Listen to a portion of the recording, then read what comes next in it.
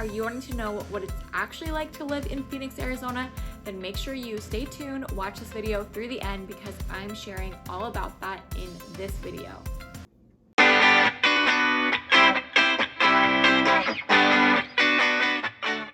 Hey, welcome back to my channel. My name's Braiden. I'm a local Phoenix resident and real estate agent sharing my best tips about living in the Northwest Valley and keeping you up to date on all things real estate. So make sure you stay tuned, hit that subscribe button, and I'll be releasing a new video every single Saturday. So if you're thinking about moving to the Phoenix Valley, these are some of the things that I think you should know about that you probably wouldn't know if you don't already live here. The first thing is that you might need oven mitts to drive your car in the summertime. And why I say that is because if you park your car outside in the middle of the day during the summer months, you're probably going to burn your hands on your steering wheel if you're not already blasting your AC when you get into the car. And that's just because it's so hot, and our cars get way hotter than the triple degree temperature than it is outside. It is crazy hot. So be careful if you're getting into your car, and if you're sitting down, you have shorts on with leather seats. Those car temperatures get crazy hot and you can definitely burn your hand. You're gonna need to cool down your car before you ever touch that steering wheel and get on the road. Trust me, you're gonna thank me when you're not burning your hands every time you're touching that steering wheel. And this could be just you stepped into the grocery store for 20 minutes. Seriously, bring the oven mitts, or just let your car cool off before you hit the road. Being that we are in Arizona, we have a lot of great Mexican food options for you here in the Phoenix area. Now, I have heard from my out-of-state friends that our Mexican food is not good.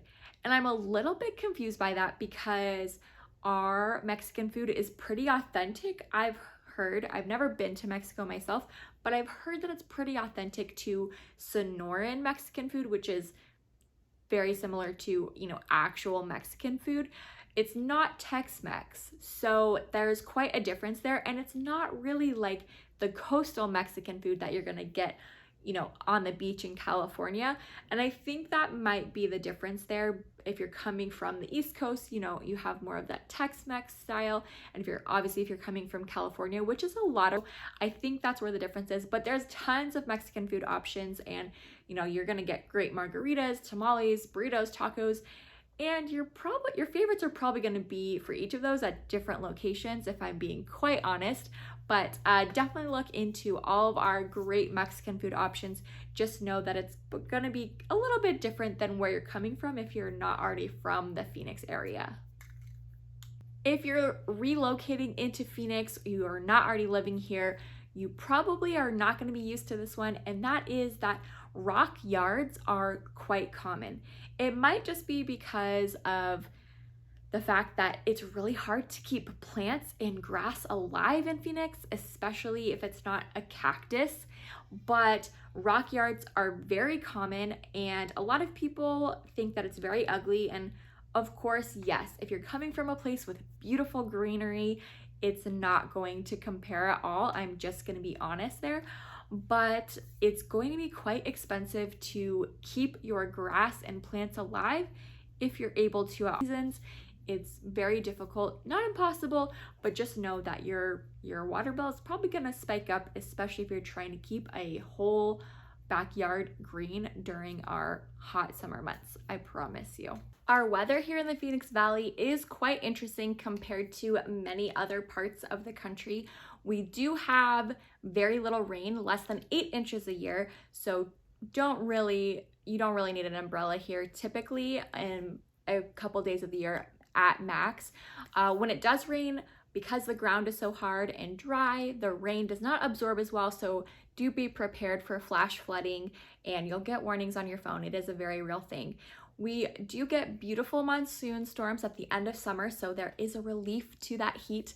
But with that comes haboobs. I know it sounds weird, but those are the giant dust storms. I will show a picture right here so you can see what I'm talking about. It's a giant wall of dust that comes in. If you're driving, you're definitely going to want to be careful, but I do think that you should be prepared for these storms.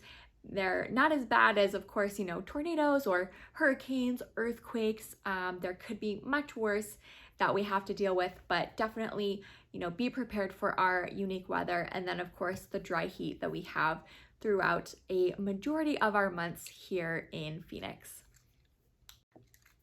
We do have some interesting wildlife that is a concern for a lot of people that are moving into the Phoenix Valley, but it is really not as big of a problem as you would think, depending on your location. If you're living on the outskirts of town, you're near maybe a mountain or a nature preserve, some of the washes, then you should be a little bit more aware. But the biggest thing that you should probably be aware of would be, I would say, scorpions. Those are the most common. We of course have rattlesnakes, which if you like to hike, you're outdoorsy, you should definitely be trained or aware of when rattlesnake season is, especially when it gets warmer, or if you have pets and you like to hike with them.